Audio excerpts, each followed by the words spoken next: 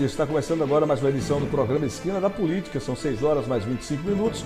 Hoje, 7 de julho de 2022. É sempre um prazer, uma satisfação estar com você, meu amigo web espectador, tanto no Facebook como no YouTube. Já de agora pedimos que você compartilhe a nossa live, né?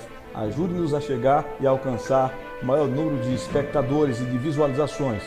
Estamos também ao vivo através da Rádio Tangará FM, aqui do município de Tangará, fazendo com que toda a população também possa assistir a nossa entrevista.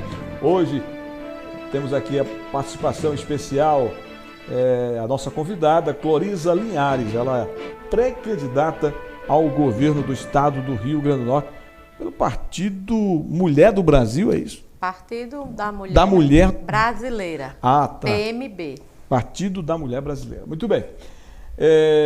Pernambucana, naturalizada potiguar, Cloriza Linhares se coloca como mais uma opção para concorrer ao governo do estado nas eleições de 2022. Servidora do Tribunal de Justiça do Rio Grande do Norte, ela também atuou como agente penitenciário e foi vereadora ali na cidade de Grossos, né? E é filiada ao PMB, Partido da Mulher Brasileira. Muito bem. O nosso boa noite, muito obrigado pela sua presença aqui nos nossos estúdios.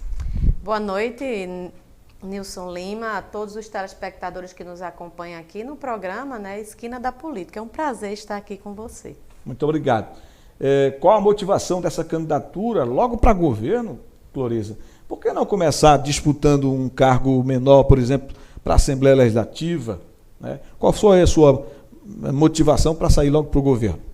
Na verdade, eu não fui atrás da política, né? Eu me preparei para a vida, Nilson, e a vida me convidou para ser política. É preciso que a gente contextualize como é que eu entrei na vida pública. Cloriza, na verdade, o meu marido, desde 1992, era candidato na cidade de Grossos, a cidade natal dele, e sempre pleiteou. A cada 4 anos ele participava da política lá, como candidato. Nunca exerceu nenhum mandato.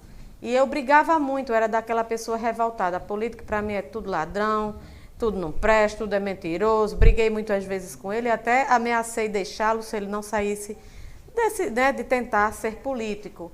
E o que eu posso dizer a você é que a vida me pregou uma peça. Como? Simples. Agora em 2016, eu estava em viagem com meu filho, que faz tratamento em Fortaleza, e ele liga para mim dizendo que ele estava candidato a vereador, e ele liga para mim pedindo para eu substituí-lo. Faltavam 20 dias da campanha e a sua candidatura teria sido impugnada.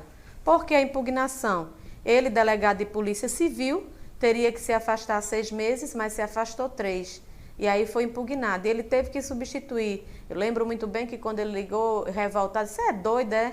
Sabe que eu não gosto de política, não quero nada com isso, bota seu pai, seu irmão, enfim, seus filhos, mas eu não. Só que eu tive uma ideia, Nilson, porque eu já vinha tentado de todas as formas tirar ele de política e não conseguia. Aí eu digo, eu vou fazer algo que eu vou tirar meu marido. Eu tive uma ideia. Tenho formação em contabilidade, né, pós-graduação também com isso, já fui contadora. É bom que você fale também um pouquinho da sua trajetória profissional, né, para o pessoal conhecer. Exatamente. Né? Então eu sou boa com números. E aí o que foi que eu fiz? Fui fazer o cálculo. Uma pessoa que ninguém conhecia na cidade, porque eu nunca participei sequer de um comício ou alguma atividade política, com meu esposo, então as pessoas não me conheciam, faltavam 20 dias para a campanha e... Isso lá onde essa campanha? Lá em Grossos, para a vereadora. Para a vereadora, que era ele, eu fui substituir. 20 dias da campanha, as pessoas não me conheciam, eu não compro voto. Né? Eu defendo essa política de conscientização. Lá em nosso município, um vereador para chegar a ter um mandato, gasta-se mais de 100 mil reais. Então, o que foi que eu fiz? Peguei um carrinho de som, fui para o meio da rua com o microfone, muitas vezes levava a minha mãe para não estar só no meio da rua. Mas eu fiz prometê-lo que se a gente perdesse, ele sairia de política. Definitivamente? Definitivamente, amém. E aí eu fui para o meio da rua, um carrinho de som, e fui falar dessa política que eu acredito, que é a política real, que seria de transformação social, onde o político é um servidor público, e não de outra forma, né, que utiliza o poder público para se servir. Né? Então acabou que...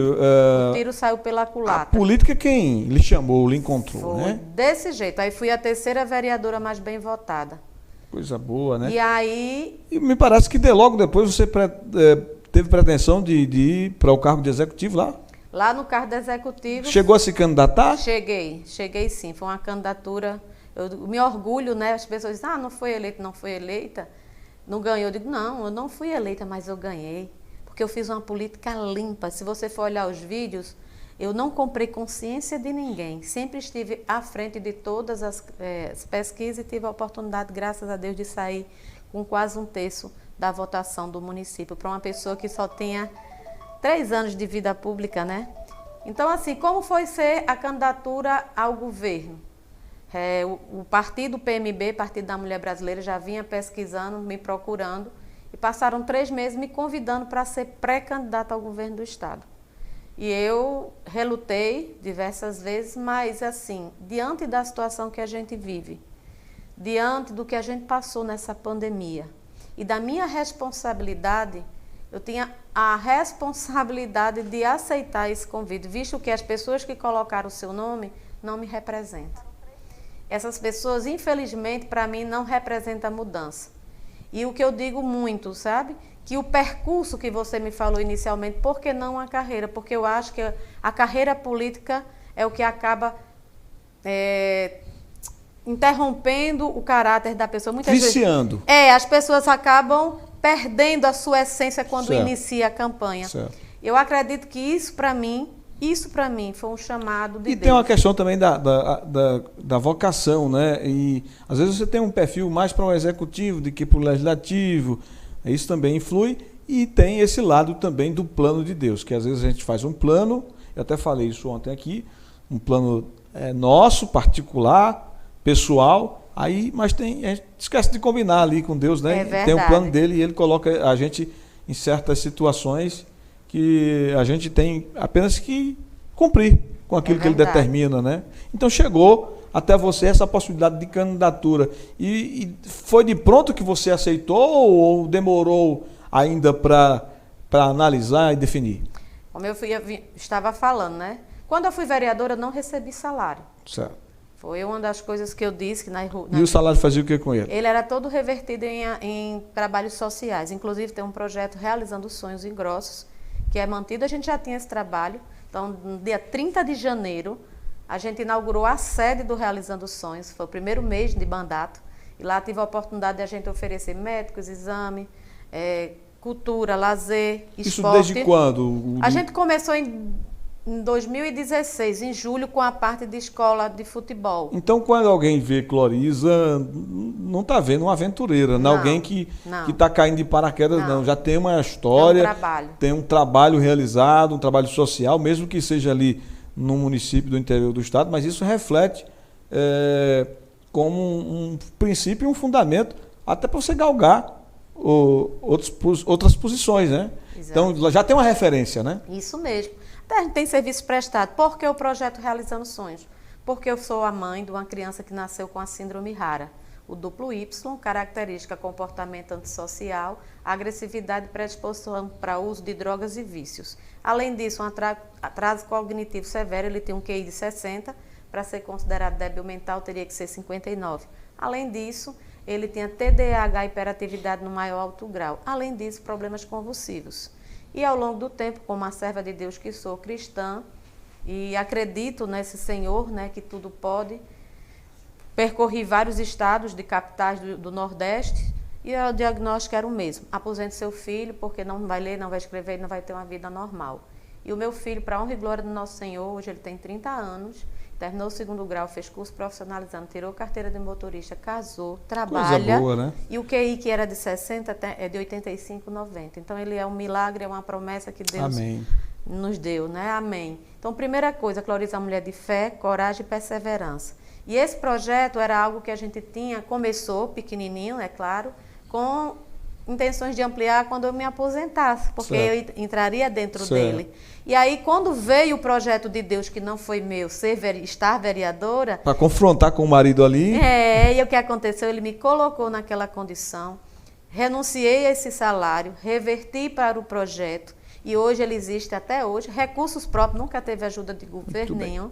E lá a gente consegue atender mais de 70 pessoas mais de 20 crianças, inclusive crianças com deficiência. Eu acho que nem a atual governadora tem uma história tão promissora e tão bonita como a sua, né? Em relação... Então, está mais que dito aqui que a senhora tem qualificação e tem os méritos para estar hoje pleiteando essa vaga do governo do Estado. E só respondendo a pergunta que eu não respondi, né, que foi a questão se eu aceitei de pronto, né? Sim, sim. Não, foram 3 meses, o partido convidando, eu relutando, e eu entendo isso, que não é, isso é uma missão. Tá. Isso é um chamado de O Deus. partido tem ajudado com recursos? O partido não tem recurso e nem tem tempo de TV. Porque não tem bancada, né? Não tem federal. É um partido novo? De 2015. Ah, é um partido novo, recente. Isso dificulta um pouco, mas não impede, né, que a gente vá para a luta. O meu filho é uma prova viva disso, né? Pois é verdade. Eu quero perguntar também aqui sobre o estado do Rio Grande do Norte, que vem sofrendo com a falta de investimentos privados.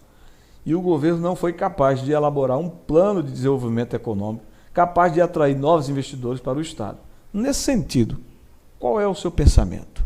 Olha, Cloriza Linhares, ela já vendeu algodão doce nas ruas, já vendeu suco, inclusive leite, né, em pacote, numa isoporzinho, numa bicicleta. Fui criada uma dona de casa e um senhor que não terminou o 2º grau e ele trabalhava com comércio por muito tempo. Eles são micro e pequenos empreendedores. Então eu nasci, quebrou várias vezes, recuperou-se.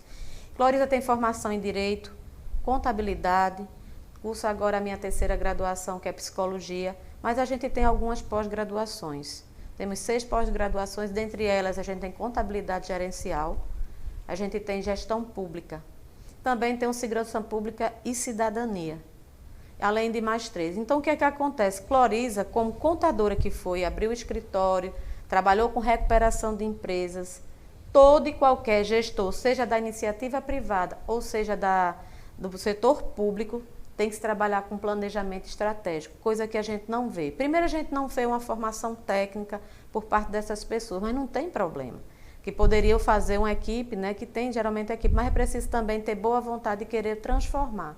Então, hoje, digo a você, com a responsabilidade e com o conhecimento de causa, até porque eu também auditei as contas da UERN, né, fui do Conselho Curador, auxiliando, né, lá com o serviço de contabilidade, e o carro-chefe do nosso projeto é o desenvolvimento econômico sustentável, que a gente vai ter que ir para a questão da infraestrutura. Por que infraestrutura? Porque a curto prazo o que a gente consegue arrecadar mais é do setor do comércio e do serviço, que hoje é o que mais responde pelo PIB no estado. É verdade, o serviço está em torno de 70%. Né? Isso mesmo. Então, para a gente ter esses resultados melhorados ou ampliados, a gente precisa dar condição para quem investe no nosso estado. Porque, na verdade, hoje a iniciativa privada, hoje não. Não tem atrativos, né? Não é isso que eu não. falei. Paraíba ali se destacou, a gente era muito atrás da Paraíba. Muito atrás. E hoje ele, com a renovação, fizeram uma abertura, né? A legislação permitiu que fosse muito mais vantajoso você abrir uma empresa lá do que aqui no Rio Grande do Norte.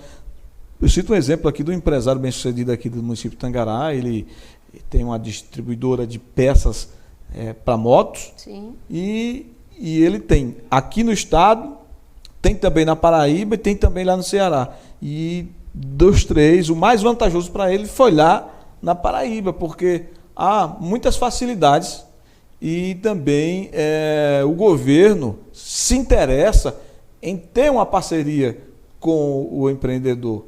Diferente daqui, que você investe e parece que vamos dizer assim, uma pessoa estranha, né?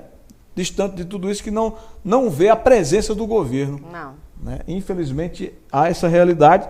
Agora, não é do dia para a noite que vai se transformar e conseguir avançar nisso aí. Mas é preciso que comece de cima para baixo. É preciso que os governantes, quem está lá na ponta, possa comprar essa ideia de dar as condições para empreender mais, né? E com a ajuda do próprio governo, né? Como você falou, precisamos de obras estruturantes. O estado está carente, né? A governadora tem dificuldades hoje de chegar no interior do estado, porque a campanha dela está pautada só na questão da folha de pagamento, que é uma obrigação e que só foi possível a regularização e está em dia por conta do governo federal, que ninguém pode de maneira alguma, tirar esse crédito do governo federal, que aí, se tem uma promessa de campanha que o Bolsonaro cumpriu, foi essa: menos Brasília, mais Brasil, e soube dividir todos os recursos para o interior do estado, e dificilmente você encontra uma prefeitura dizendo que está com o pagamento do funcionalismo atrasado, coisa que mandatos anteriores era o que mais se escutava na imprensa, era que município tal não tinha conseguido efetuar o pagamento dos servidores. Então, a governadora Fátima não foi diferente, ela se aproveitou dessa situação, dos repasses do governo federal, e conseguiu botar a folha em dia. Porém, há um travamento muito grande na questão dos investimentos e das obras estruturantes. Ela não tem como chegar no interior para inaugurar ou para dizer eu fiz algo, que não tem. É verdade. Nós temos 3.300 quilômetros de malha viária. Eu já andei quase todos os municípios do estado, mais de 120 a gente tem percorrido o estado. E cerca de 80% da nossa malha viária está completamente deteriorada. Quando sequer não tem, né? Muitas vezes é só ainda estrada de barro. Certo. E é um RN, então isso é uma realidade. Então, quando a gente parte para o PIB, parte para as principais atividades, que é o comércio e o serviço, e aí você vem, como está nesse rol é o turismo. Primeiro, a gente não tem um turismo interiorizado, não tem. Está muito centralizado aqui nessa parte de Natal e Grande Natal, região. Mas a gente tem serranos, a gente tem um religioso, a gente tem um cultural. Recentemente em Mossoró nós tivemos o Mossoró Cidade Junina. E é um momento em que se comemora justamente a invasão de Lampião, que foi expulso, né, pelos moçoroenses. Então isso é uma questão cultural. Mas tem outros tipos de turismo que nosso estado é rico. Mas não tem o quê? O básico para que um turista venha, que é a acessibilidade, seja pela terra, as rodovias, que a gente já bem falou, mas também tem a parte aérea. Existe um déficit muito grande e uma condição muito precária em relação aos voos, tanto é que muita gente pega no Ceará ou em Pernambuco. Eu mesmo, muitas vezes, vou pegar voo, ou eu pego no Ceará ou pego aqui em Recife. Porque o aeroporto daqui nem é atrativo em termos de passagem e depois da mudança ainda mais dificultou. Até assaltos, né? Até insegurança. Eu percebo que a senhora está bem, vamos dizer assim, informada de tudo que se passa no estado do Rio Grande do Norte.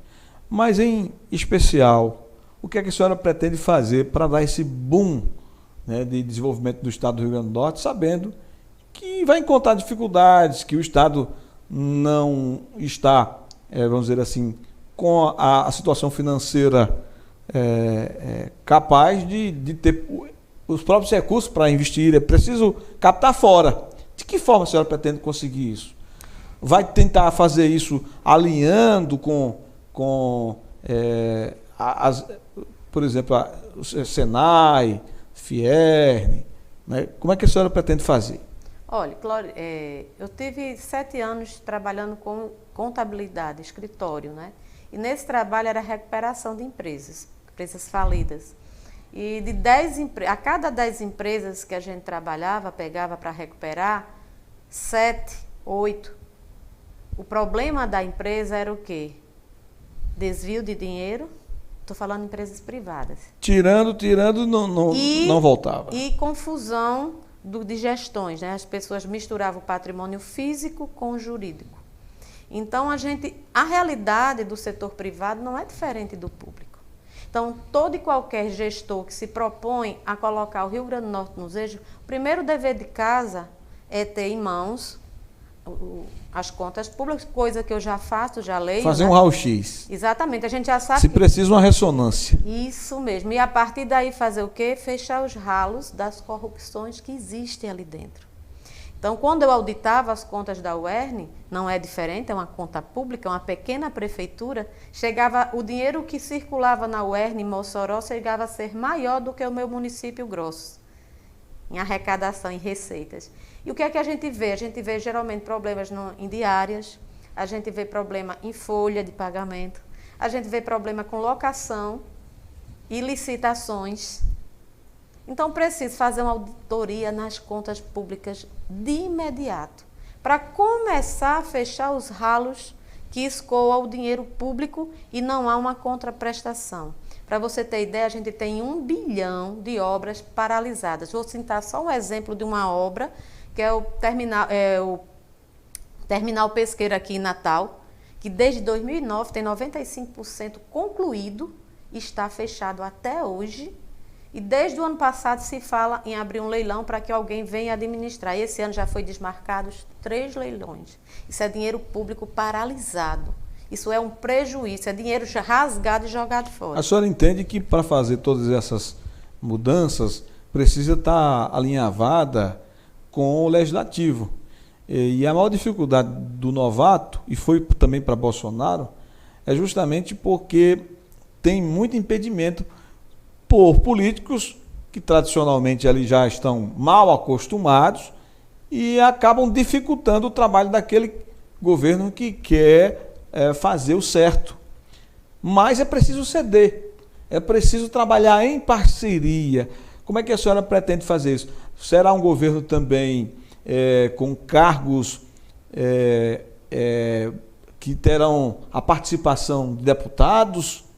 Ou a senhora fará um governo totalmente técnico? Olha, o senhor é aqui vereador, né? Sim. Vossa Excelência, né? Não, você mesmo. Nisso. São quantos vereadores aqui? 11. Lá no meu município eram 9. Eu fui a única da bancada oposição. Quem mais colocou projetos de lei na Câmara Municipal de Grossos se chama Cloriza Linhares, nesses 4 anos. Desses projetos de leis que eu coloquei, apenas 4 não foram aprovados. Uma vereadora contra 8, mas que conseguiu aprovar 21 projetos de lei no nosso município. Então a senhora vai ter bom diálogo com a Assembleia, vai conseguir... É preciso dialogar não só com a Assembleia. Lá eu sempre trabalhei com transparência. O meu salário, todo mês a gente prestava conta. O projeto até hoje presta conta do que recebe. Então, a gente buscava a população, fiscalizava. Então, quando a gente trazia um projeto para a Câmara, a população estava lá. Porque ela sabia do que se tratava, sabia do que eu ia defender. E quem não votou em Cloriza estava lá para cobrar do vereador. Então, vou ser mais Então, a gente vai direto. Trabalhar, sim, com a comunicação. Tá. Certo? Quem tiver... Mas terá no seu governo a participação de indicações de políticos? Hoje ou será a gente não tem ninguém nos apoiando. Nenhum faz parte, nem eu faço parte. Mas se vier, não tem problema nenhum, desde que tenha capacidade.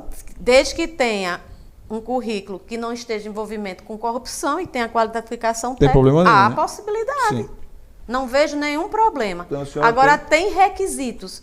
Eu não posso começar um governo colocando A, o B e o C, porque eu devo um favor, porque deu uma ajuda, enfim, essa troca, né? Certo. Essa troca não vai haver, porque isso não é meu perfil. Mas parceria é totalmente possível e só avança, ninguém faz nada sozinho, né, Cláudia? Não, a questão da política se faz em conjunto. E o que a gente conseguiu colocar em Grossos foi graças aos outros vereadores, mesmo não sendo da bancada, né?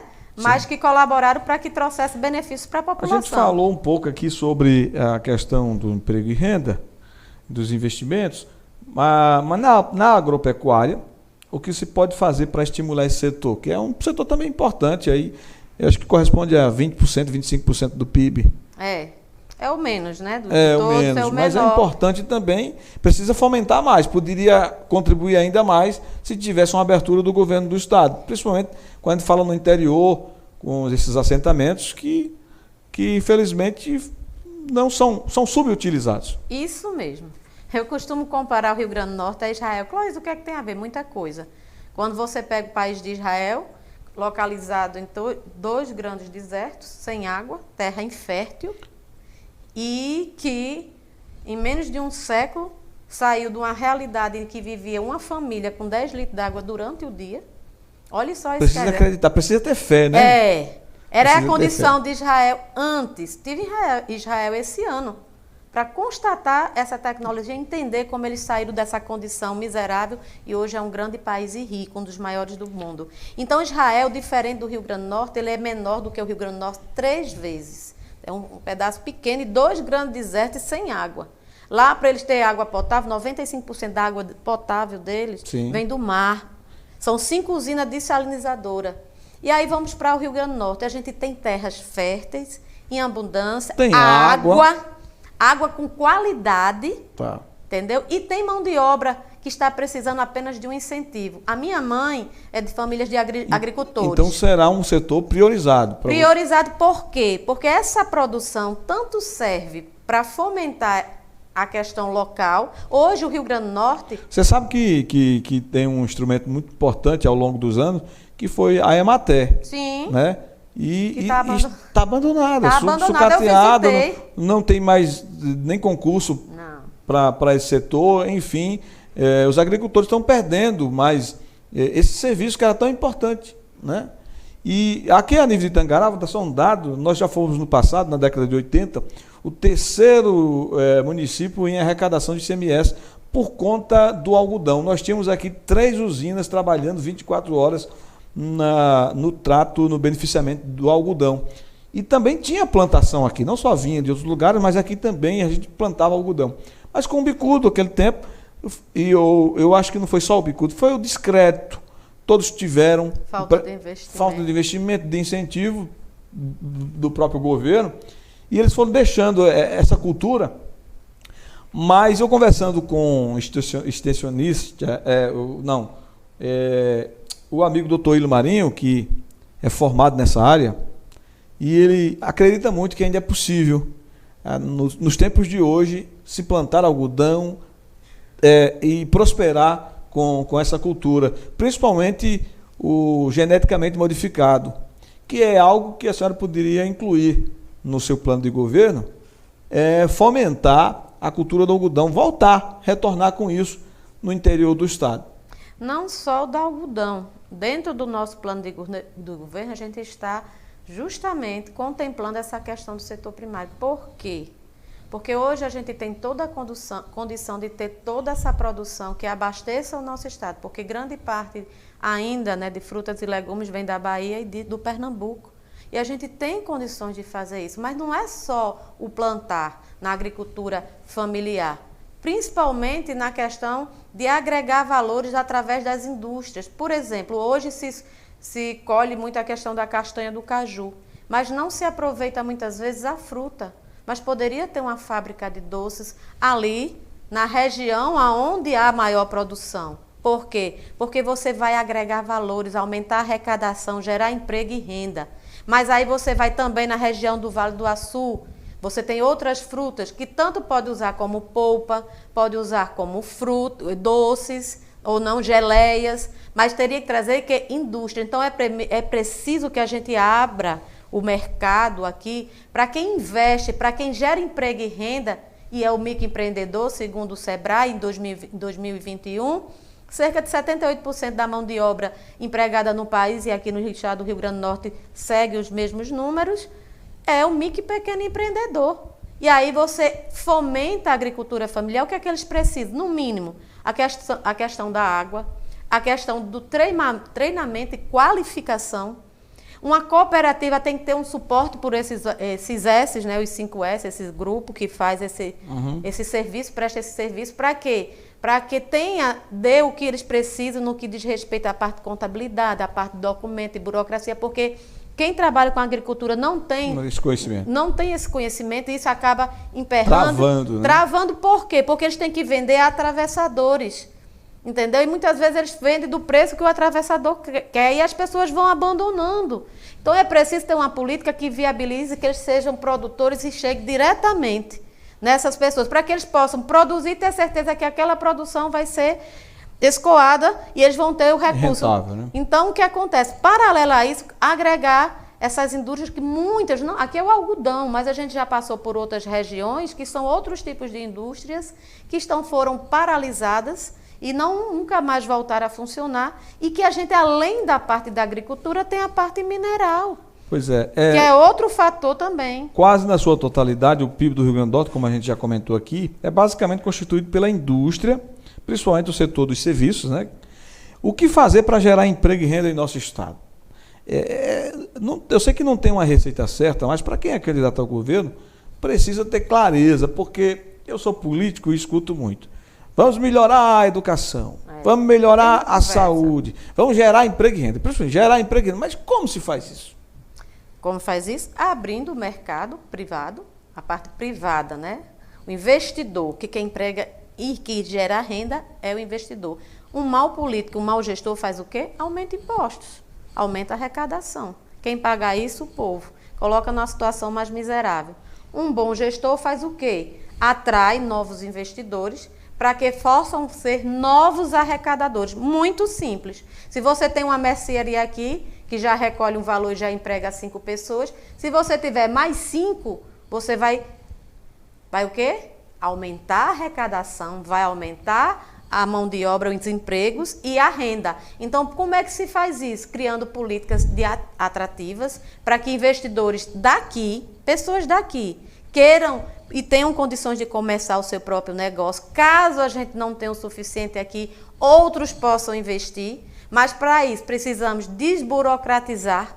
Muitas pessoas abrem uma empresa e com 3 anos de idade, na verdade 48% das empresas que são abertas, com 3 anos elas são fechadas. Justamente com a dificuldade de lidar com a burocracia, pela questão da má gestão. Não existe uma qualificação, você vende sua casa, seu carro e monta seu pequeno comércio.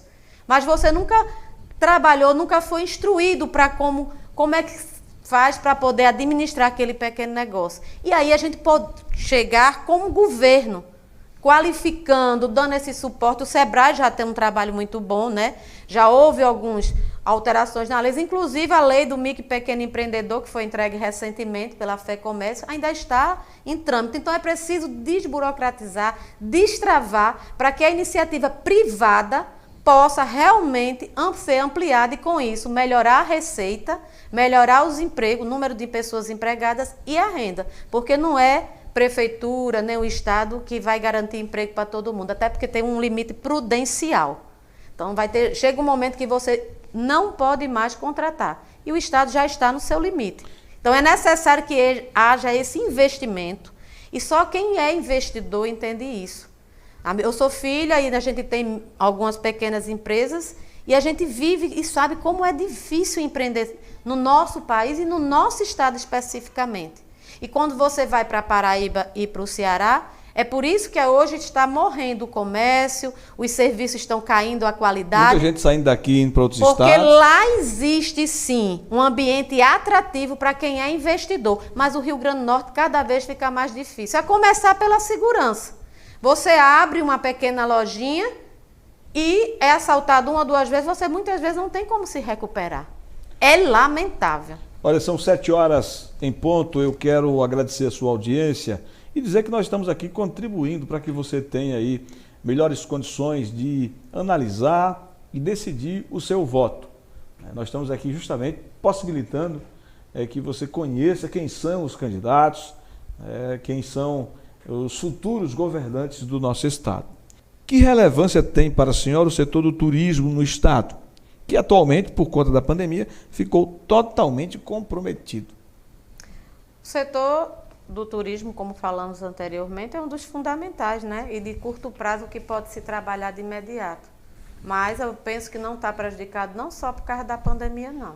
Hoje a gente tem vários problemas que atacam diretamente esse segmento. Primeiro, a acessibilidade, como já falei, tanto por terra, o ar. Hoje a gente tem lá no Ceará, né, na praia Jericoacoara, um aeroporto internacional. Um aeroporto internacional. Então, se você pegar o mapa do Brasil, o que está mais próximo à Europa é o estado do Rio Grande do Norte. Mas as pessoas vêm direto da Europa lá para Jericoacoara. E a gente tem esse litoral belíssimo. Além disso, fiz questão de participar de alguns cruzeiros para ver justamente a questão de logística. Você vai pegar um cruzeiro hoje, vereador Nilson, você vai para Salvador, ia para Recife, mas não está saindo de lá. E hoje a gente tem Alagoas, que vai ser inaugurado, um estado super pequeno, que já consegue avançar também nisso. E isso é uma porta. Porque quando um cruzeiro atraca, você movimenta mais de 3.000 pessoas na parte de transporte, a parte de guia turístico e fora as vendas que são realizadas. Então, isso também fomenta no que diz respeito a turismo. Então, a gente esbarra com a questão da acessibilidade, a gente esbarra com a escassez hoje de investimento no que diz na parte de hotelaria. Se você pegar de Torres descendo até o Tibau do Norte, onde é Polo Costa Branca, onde a gente reside, né? Lá você não tem grandes estruturas hoteleiras. Na minha cidade não tem um hotel. Tem pousadas e não é boa qualidade. Precisa também de... Segurança.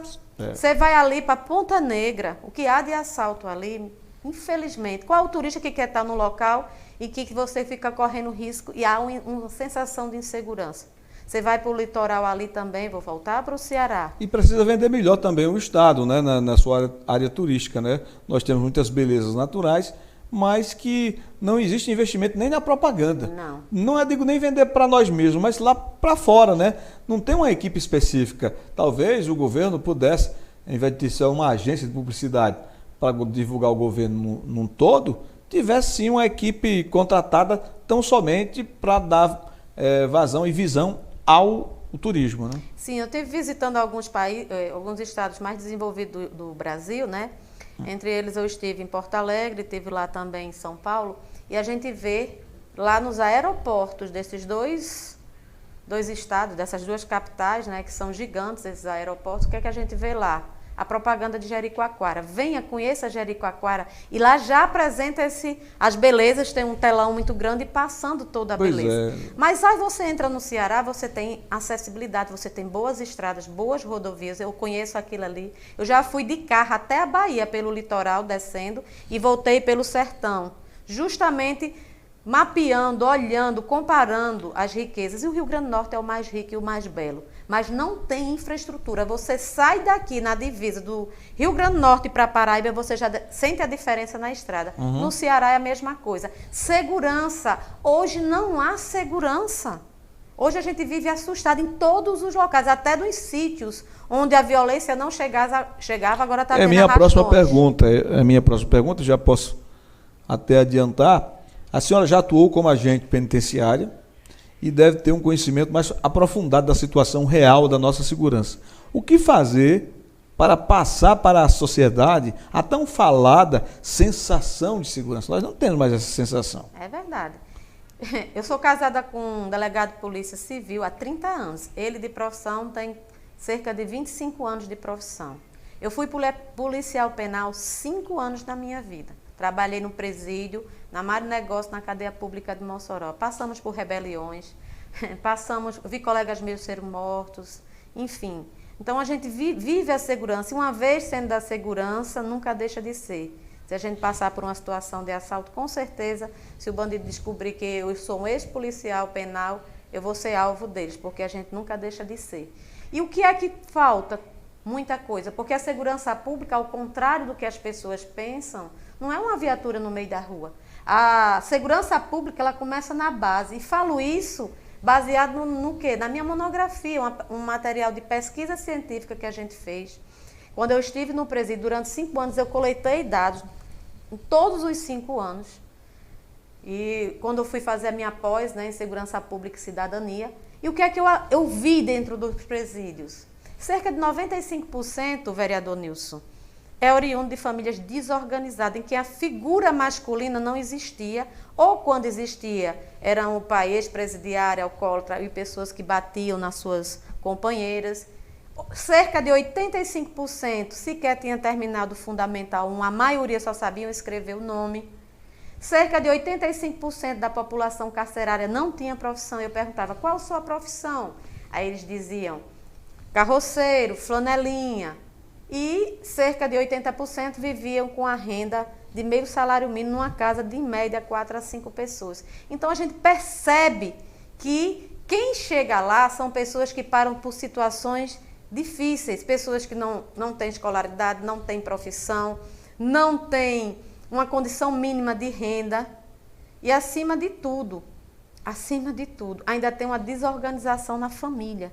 Então, isso me traz a clareza de como é urgente fazer políticas públicas preventivas. E quando a gente começa lá na base, e aí a gente tem que ter lá na base, até chegar na repressiva, porque o carro de polícia passando na rua com policiamento militar, as delegacias, né, fazendo uns inquéritos, o próprio Ministério Público, a Justiça e a execução penal, isso já é repressão, a coisa já aconteceu. O mais barato e o mais eficaz é combater na base. Mas a situação de hoje da segurança, é um defunto, está morto. Faltaram enterrar. Mas assim, com relação ao repressão... Não, com relação aos policiais, ao quadro funcional, conversando com eles, eles se sentem bem prestigiados, principalmente na questão financeira. O estado do Rio Grande do Norte não é um dos piores. O salário daqui acaba sendo bem melhor do que outros estados vizinhos. Já é diferente da questão do investimento da estrutura. Pelo menos é o que os policiais falam. O salário está em dia, mas na questão dos equipamentos, da condição de trabalho, isso sim. Você veja, aqui em Tangará, a maioria dos prédios que a Polícia Civil atua ou é da prefeitura ou é alugado. Sim. Né? Não tem sequer um birô para atender direito. Imagine guardar o preso, né? Isso é uma realidade. A Polícia Militar, da mesma forma, a gente vê uma falta de investimento muito grande. Inclusive, eu me frustrei um pouco até com o governo Bolsonaro, porque votei nele no passado, acreditando que a gente pudesse avançar nessa área de segurança. Principalmente numa fase aqui que Tangará estava entregue às facções, ao ponto de pessoas de bem serem ameaçadas por bilhete ou por recados: olha, vai embora daqui, senão a gente vai lhe matar. Isso aconteceu muito e ainda acontece, em menor escala hoje. Há uma melhora, mas não foi o esperado, né? Justamente porque não houve uma priorização do governo federal na questão da segurança, como tanto ele falou. Era uma bandeira dele. E aqui no estado nem se fala, não teve essa bandeira, mas a senhora, como candidata, o que é que tem objetivamente? Porque a gente já escutou aqui a senhora falar que é preciso ir lá nas bases, investir no social, na família, políticas públicas. Mas isso aí, o retorno disso aí é a longo prazo, mas tudo bem, tem que se iniciar, tem que começar. Mas a nível de segurança pública, o que é que a senhora tem em mente para de imediato a população do Rio Grande do Norte sentir essa diferença? Hoje, quando você vai a um consultório, você bota o dedo lá e já é atendido. Hoje você vai no banco, você bota digital. Você sabe como é que hoje é coletado as digitais no local do crime? Você vai lá, pega e leva para um fichário do tamanho do mundo, puxa e vai sair comparando papel com papel. Tecnologia a gente não tem. Então a senhora acha que é um setor a investir muito? Não é só isso. Não. Olha, segurança pública, objetivamente, você não vai dizer é isso e aquilo. Segurança pública envolve lei, envolve material humano, envolve equipamentos, envolve tecnologia, envolve essa parte preventiva, que é a mais importante. Você só vai conseguir diminuir ou combater o tráfico. E a parte orçamentária, né? A parte orçamentária tem. É a mais importante. Tem, né? Tem. Se a gente não fosse um dos países mais corruptos do mundo, a gente não estava nessa situação, não. Agora, quem faz política, não faz política para o povo, faz para uma realização pessoal, em sua maioria. Porque quem tenta fazer essa política diferenciada, e o senhor como vereador, e um bom vereador que sabe do que eu estou falando, que sofre na pele o que é você combater um sistema poluído. E eu sei do seu caráter, então vai ter... Então é preciso que a gente... Primeiro, outra coisa, você sabe que as pessoas estão indo para a rua com medo? Você sabe que essas pessoas que dizem que ganham bem, não ganham bem, sabe por que não ganham bem? Então, Cloriza vai ter... um olhar diferenciado para esse público. Que vai estão ter morrendo. Pulso forte para enfrentar, porque não é fácil. Eu trabalhei num presídio, eu participei de rebelião. A primeira turma de mulher... Nós temos histórias recentes aí de governadores que fizeram até, vamos dizer assim, reunião com dirigentes de facções. Você sabe meu marido, delegado? Ele foi delegado no município de Grossos. Você sabe o que ele fez? Fez uma reunião, convidou todos os traficantes da cidade, porque a cidade dele ele conhece quem é e quem não é. E disse, se vocês ficarem aqui e continuarem fazendo, vocês vão sair daqui presos. Vou prender tudinho. E muitos foram embora. Porque o que quem faz segurança pública não é quem estuda segurança pública. A gente sabe de muita coisa, a gente sofre ameaças. Sabe quantas vezes eu e minha família foi ameaçada? Essas pessoas que saem e dão a vida na rua, sabe o que é que eles fazem? Eles moram em situações de risco, onde o traficante convive com o filho dele. Como é que essa pessoa diz, gangue, que salário? Essas pessoas não têm viatura para trabalhar, não têm armamento. Graças a Deus tem o Bolsonaro. Essas viaturas melhores que você vê por aí foi o governo federal. Existe um colete à prova de bala que é o mínimo que está guardado porque a governadora não quer mostrar porque foi o governo federal. O armamento hoje que se tem de melhor foi o governo federal. Mas agora, você estar trabalhando com alguém que mostra um interesse em poupar aqueles que estão cometendo crime, em detrimento daqueles que estão defendendo vidas, um policial, morreu, 2 agora recentemente. Um policial penal e um policial civil. Você não vê repercussão. Mas tem um tiroteio que a polícia esteja dentro e morra uma pessoa para ver como é que ela é tratada? E infelizmente é assim. Agora, eu costumo dizer, quer falar da polícia? Vai trabalhar na polícia. A gente vive com medo, porque um baculejo, o que é um baculejo? Passa uma pessoa suspeita e você não pode fazer aquela tocadinha. Sabe por que não pode? Porque as leis que estão sendo feitas é para isso. Hoje você pode sentar na calçada, você tem filhos? Tem sim. Você está na sua calçada e alguém pode pegar um cigarro de maconha sentado do lado do seu filho e fumar. Não é crime mais. Entendi. Essa é a realidade. Então, segurança pública não é uma fórmula mágica. Segurança pública é o resultado da falta de gestão, da falta de investimento e da destruição da família. Porque quanto mais organizada a família, mais estruturada, menos a gente vai ter os nossos filhos sendo captados por crime. Porque os jovens hoje, quando pegam essa realidade de fome, de necessidade, de pobreza, de agressividade, chega com 10, 12 anos, é captado pelo crime organizado, que está muito bem organizado. Está localizado em todo tipo de poder hoje, inserido. E nós estamos se degladiando enquanto sociedade. Em vez de se unir contra esse crime, contra essa destruição dos valores morais que estão sendo invertidos, nós estamos nos dividindo e deixando que essas pessoas tomem conta. Então eu acho que é preciso a gente ser agente de segurança. Você vê alguém matando o outro, mas se for um bandido, você não tem coragem lá de dizer, eu vi fulano matar outro. Então é importante dizer que é muito fácil falar de segurança pública, jogando e terceirizando a responsabilidade para aqueles que são agentes. Mas você já se perguntou se você tem coragem de denunciar um traficante, que você vê fazer o tráfico todo dia? Isso também é papel de um cidadão. Deus me livre. Mas um policial, além de ter que fazer isso, ainda tem que sair de casa e não sabe beijar seu filho, sua filha e não saber se volta. Então, Cloriza, governadora, o corpo de funcionários da Polícia Militar, da Polícia Civil, de bombeiros, terá uma governadora de pulso firme e que poderão contar com ela. Com certeza. Se eu não for morta, com certeza... Se Deus quiser, não. Se eu não for morta, com certeza eles serão aliados nesse combate ao crime organizado. Iremos organizar os nossos agentes de segurança. Não é só... Começa desde a Guarda Municipal.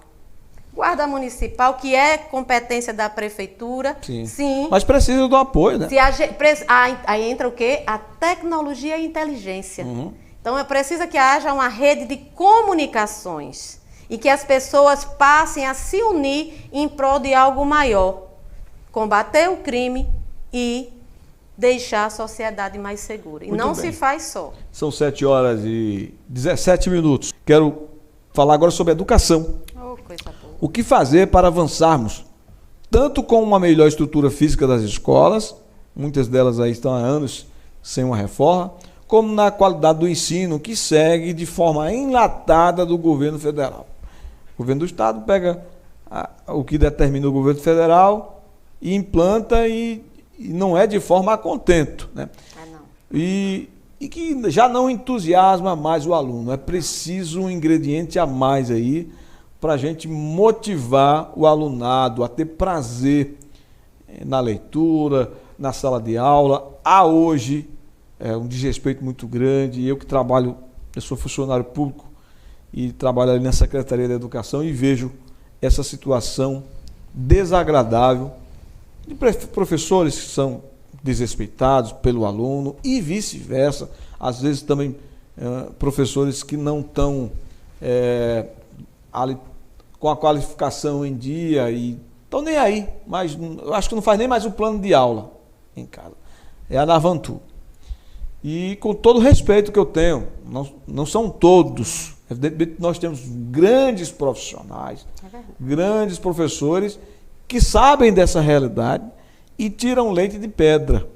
Mas como não tem o aparato do governo federal, e nisso aí tem que começar realmente de cima para baixo. Por isso que o governo do estado é muito importante para a gente fazer algo diferenciado na educação. E eu queria saber o que fazer para sair dessa situação da educação. Já teve esse atraso aí, estamos há 2 anos aí, por conta da pandemia, o que contribuiu e muito, né, para a evasão, para a questão do IDEB, né? Se for feita uma prova hoje, não só no alunado, mas também no professor, a gente vai ver que nós estamos muito atrasados.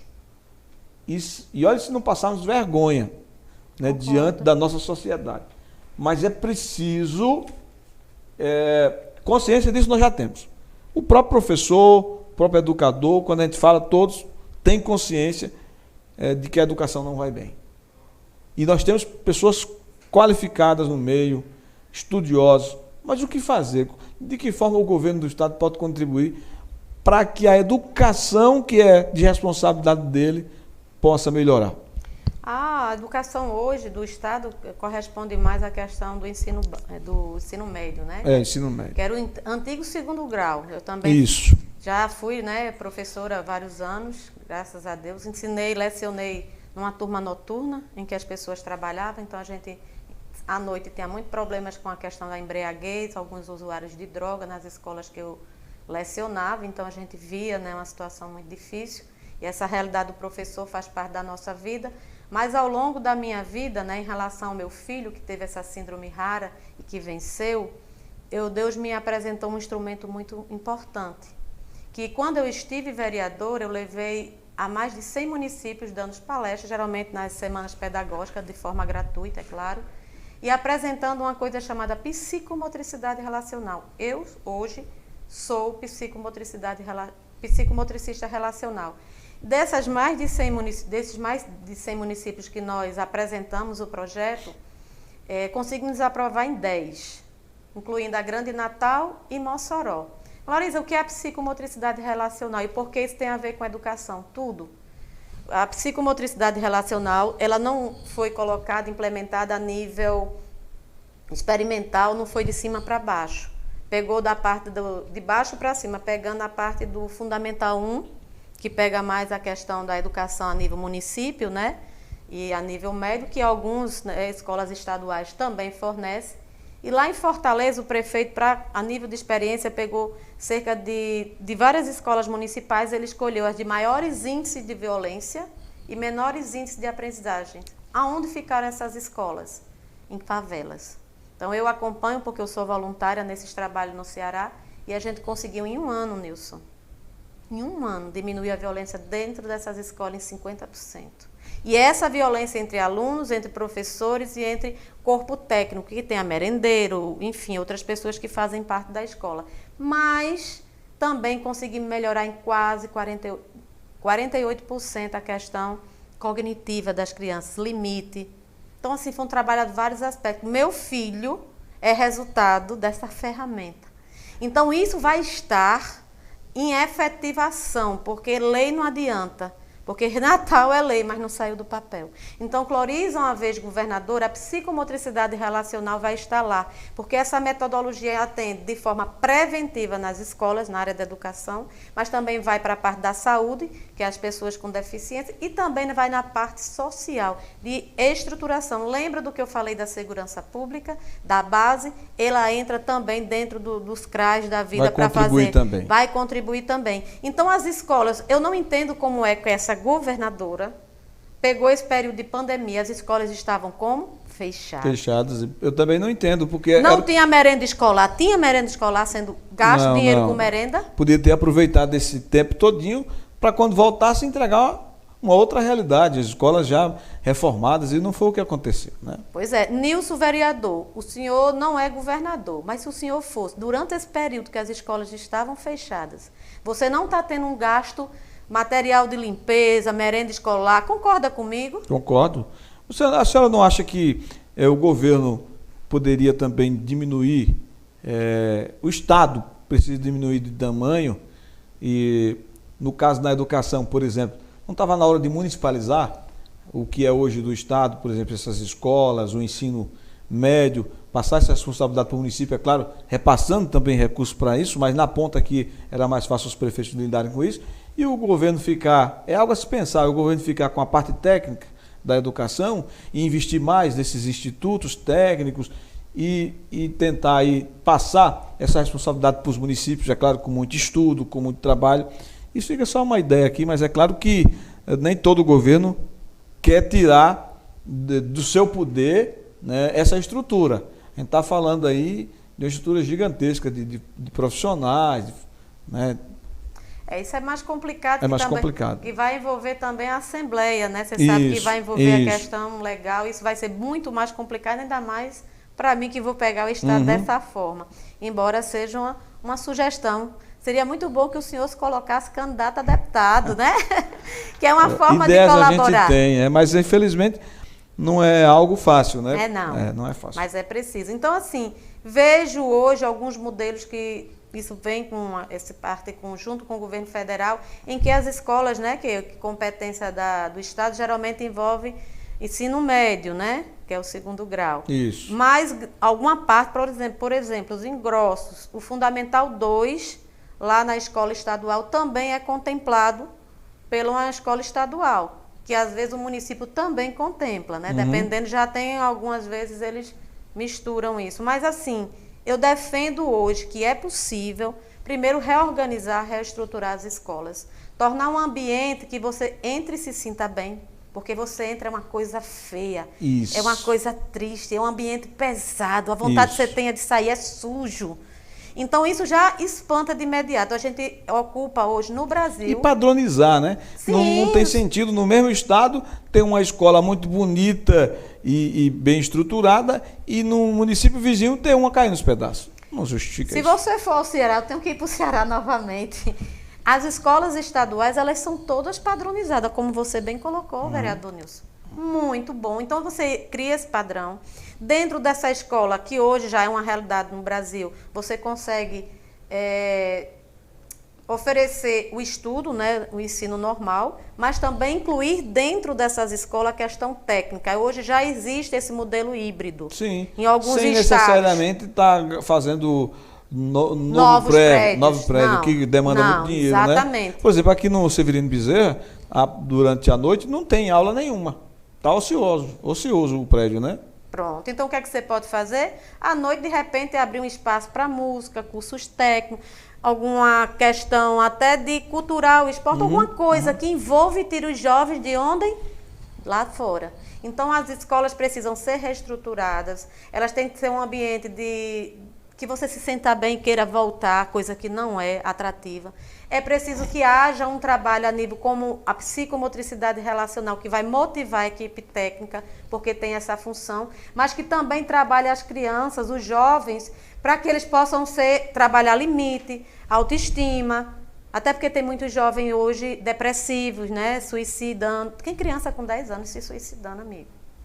É um absurdo. Então, é preciso ter essa assistência, uma equipe multidisciplinar. É preciso investir em educação. Para desenvolver economicamente o nosso Estado, não tem outro caminho.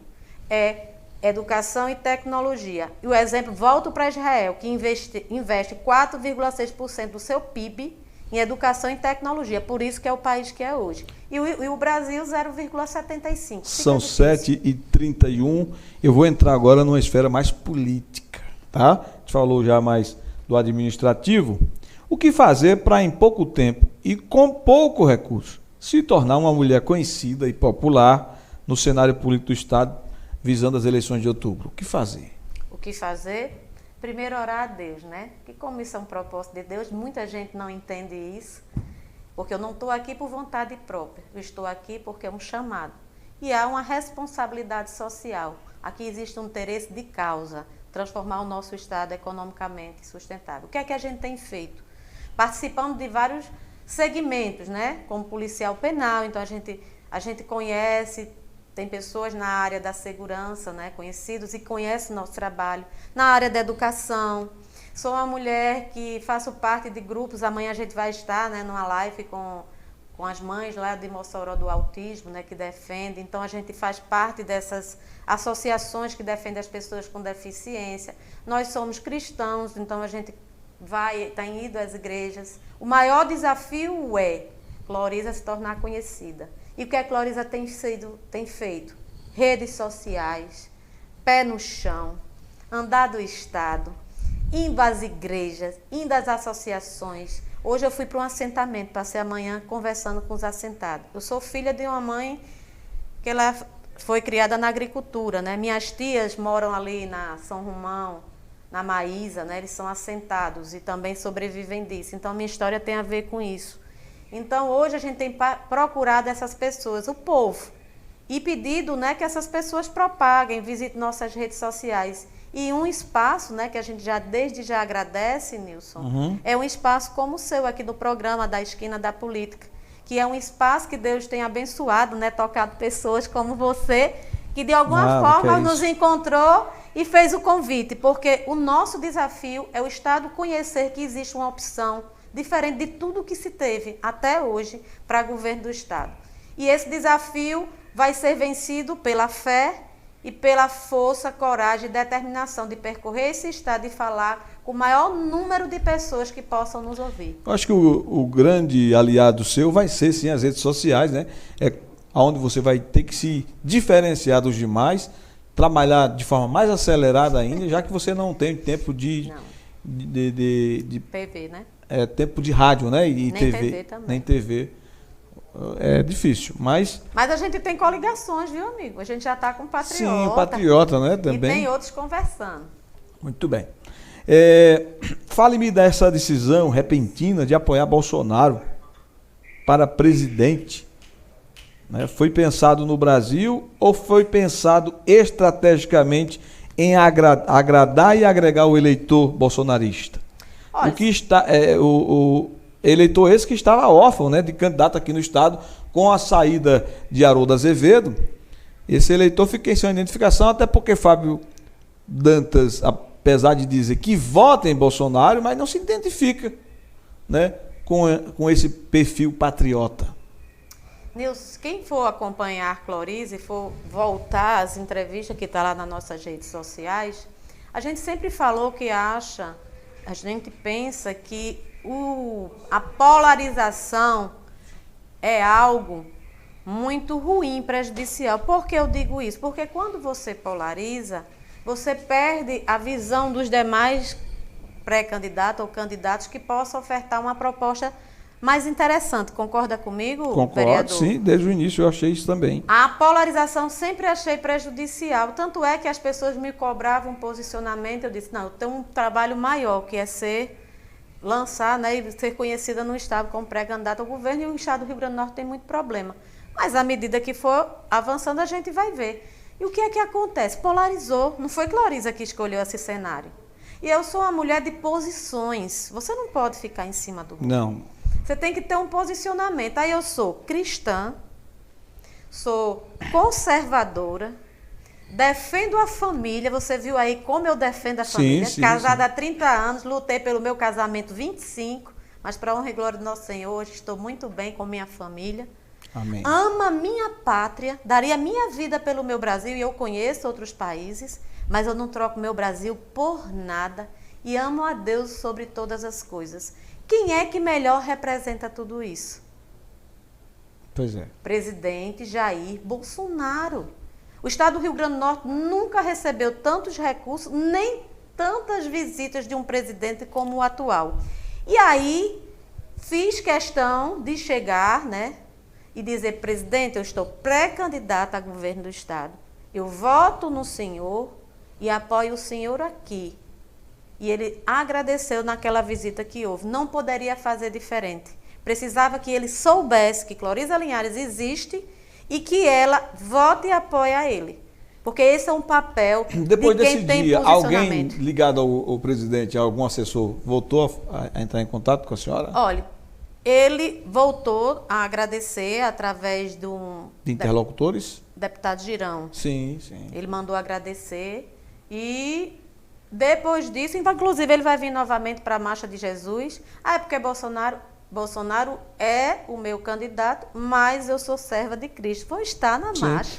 O interessante é que eu sou jovem ainda Sim. E nesse período que eu acompanho política e faço política, eu nunca vi um presidente se ajoelhar diante da nação.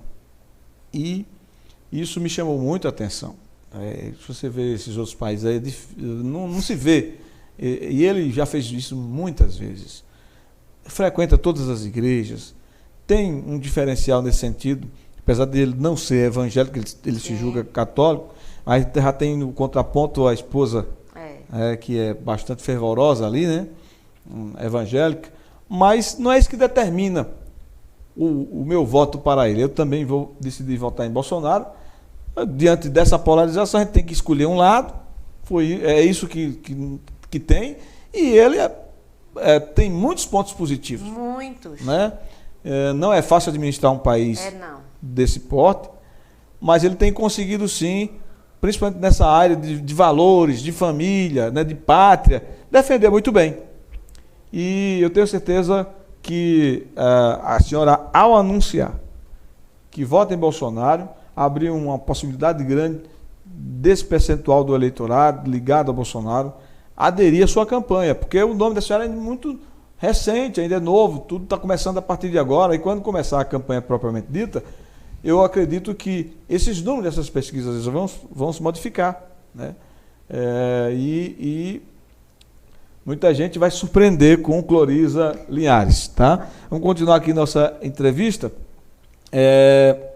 Faça uma análise dos seus opositores, Fátima, Fábio e provavelmente Stevenson Valentim.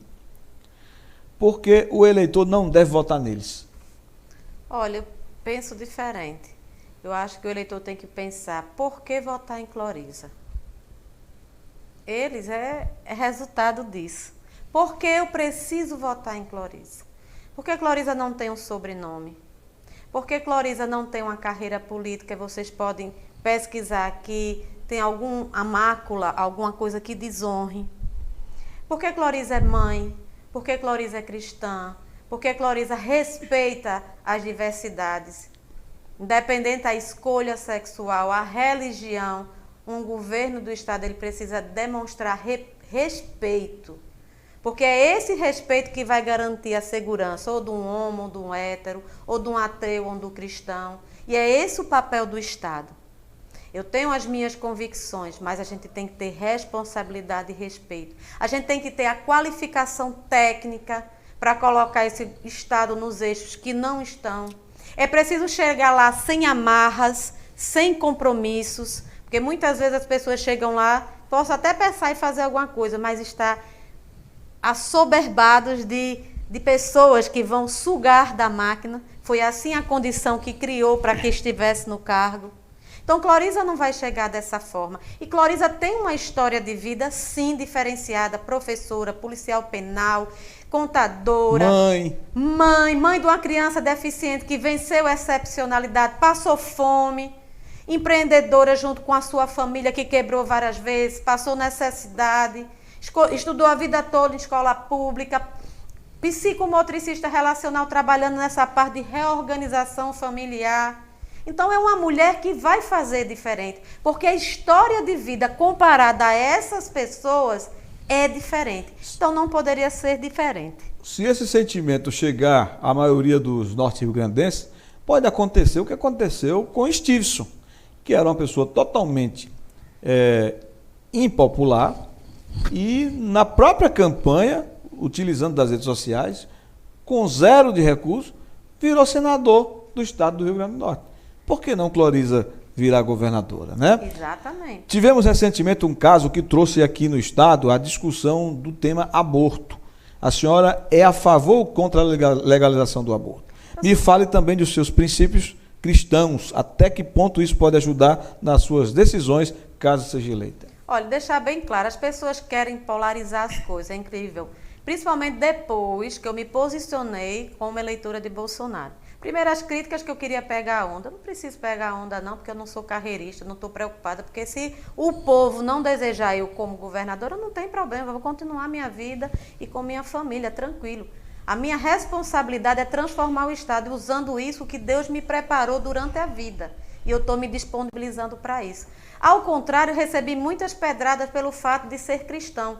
Então, nas minhas redes sociais, uma das maiores críticas é porque eu era ser cristã.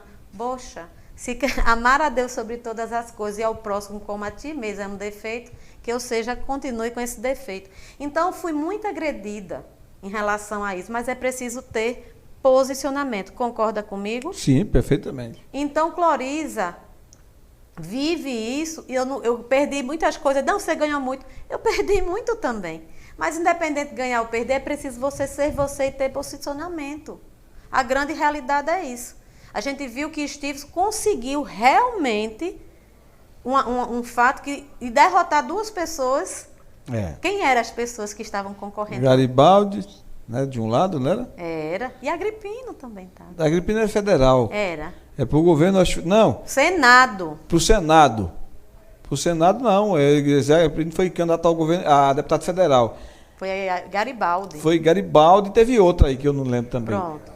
Geraldo Mello. Exatamente. Exatamente. E ele conseguiu ter essa surpresa. Então, hoje existe um sentimento das pessoas que estão cansados, sabe? Muitas vezes quer apenas um nome. E esse nome é Cloriza Linhares. Muito bem. 7h43. Estamos ao final da nossa entrevista. E aqui muito encantado com a desenvoltura, com a capacidade cognitiva, com raciocínio. Ninguém tenta desafiar a Cloriza, não, viu? Ela não fica calada, não. Ela responde na bucha. E é desse tipo, desse perfil que o Estado do Rio Grande do Norte está precisando.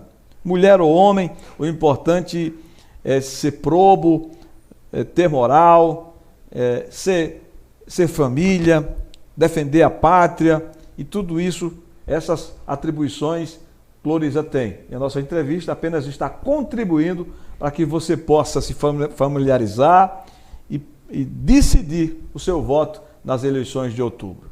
Cloriza, muito obrigado pela sua participação aqui no programa Esquina da Política. Eu que agradeço, né, vereador Nildo. Fico muito feliz em encontrar homens como o senhor na política, porque a nossa maior dificuldade hoje é que as pessoas estão terceirizando a responsabilidade. E o homem e a mulher de bem, quando a gente fala, diz, vamos ser candidato a alguma coisa, o que é que eles dizem? Deus me livre. É isso mesmo. Né? Quando você falou logo no início, eu me identifiquei muito, porque é isso assim, mesmo, né? É desse jeito. Porque é muito difícil. E eu estimulei muito, em 2004 me lancei candidato, e mesmo sendo candidato, eu estimulei muitos amigos meus a serem também, para sair de trás do balcão aí, para também eles conhecerem essa realidade, porque às vezes a gente fica só a criticar e não sabe o que passa o político, o gestor, né? E, evidentemente, em todo o setor tem o bom e o mal. É verdade. Né? E a gente tem a condição, que Deus nos deu o livre-arbítrio, de escolher. Exatamente. Então, hoje, é isso que eu digo. O grande problema do nosso país é porque o homem e a mulher de bem colocou a política como uma coisa maligna, não querem e só fazem criticar. Para que a gente mude essa realidade, é preciso que você que está nos acompanhando, nós estamos fazendo o nosso dever de casa, não é isso, Nildo? Isso mesmo. O senhor está aí como vereador, eu estou me colocando como pré-candidata, porque são opções de mudança. Mas você pode ser essa opção. Se não acredita em ninguém, coloque o seu nome. Tudo acontece através da política. Aí você, deixando de participar dela, você está oportunizando que aproveitadores, que malfeitores venham lá e ocupem aquele lugar que podia estar sendo ocupado por uma pessoa decente. Exatamente. Aí o que é que acontece? Quando essas pessoas ocupam esse espaço, que não tem compromisso com a sociedade, que não é uma pessoa proba, o que é que ele vai fazer? Ele vai desviar, ele vai corromper, ele vai fazer com que a máquina pública seja esse instrumento. Eu não estou falando de todos, que a gente ainda tem, graças a Deus, homens e mulheres de bem na política, mas ainda é a minoria. É preciso a gente renovar e que o homem e a mulher de bem coloque o seu nome dentro de uma política diferenciada. Porque aquela que compra mandato já chega lá comprometido, não vai poder ser voz de ninguém. Concorda, vereador? Sim, perfeitamente. Então eu deixo essa mensagem para vocês. Não são as nossas habilidades que determinam quem somos. Não adianta ser professora, governadora, deputada. Não são nossas habilidades, são as nossas escolhas que vai definir quem nós somos. E para escolher e votar correto e fazer o seu papel cidadão, precisa ter coragem. Muitas vezes é mais fácil terceirizar a responsabilidade, mas que nós possamos ser agente da mudança e sair da zona de conforto em só criticar. Muito bem, muito obrigado mais uma vez. Agradecer a Jesuíno que está aqui, também assessorando e nos permitiu esse contato e essa entrevista. E só pedir a Deus que lhe proteja, lhe dê saúde e abençoe essa trajetória que está só iniciando, ainda tem muito chão pela frente. É verdade. Né?